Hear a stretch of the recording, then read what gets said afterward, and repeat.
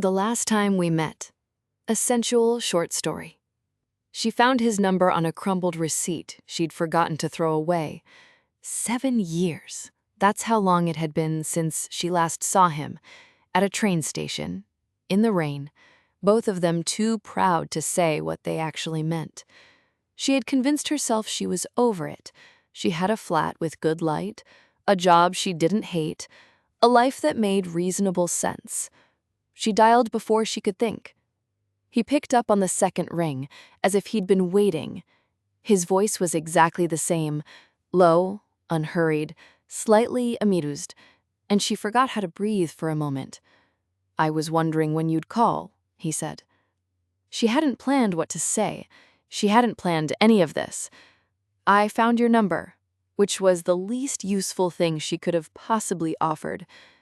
There was a pause. Not awkward, something warmer than that. "Are you in London?" he asked. She was. She told him the name of a bar on a street she used to know well. He said he'd be there in 20 minutes. He arrived in 15. She was already on her second drink, sitting in the corner booth where the lighting was soft and the music was low, and she could pretend to be calm. She saw him before he saw her, and she used those 3 seconds wisely, to remember that she was a sensible person who had moved on entirely. Then he looked up, found her across the room, and smiled. Sensible is overrated, she thought.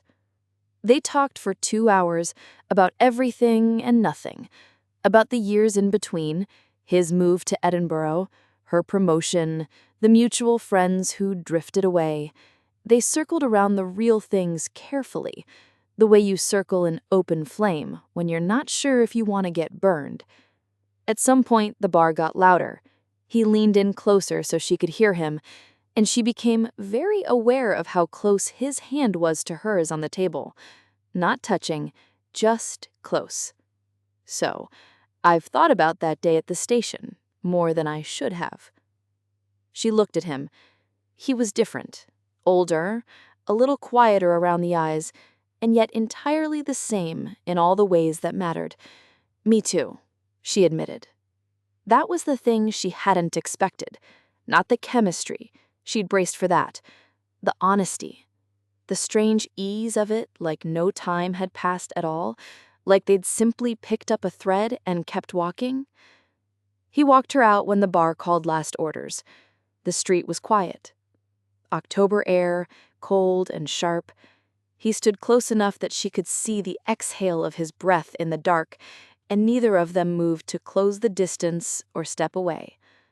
"So," he said. "So?" She agreed. He smiled slowly. "I don't live far." She looked at him for a long moment. 7 years, 1 train station, 1 crumpled receipt, 2 drinks, and every version of herself she'd been in between. "I know," she said. She took his hand, and they walked.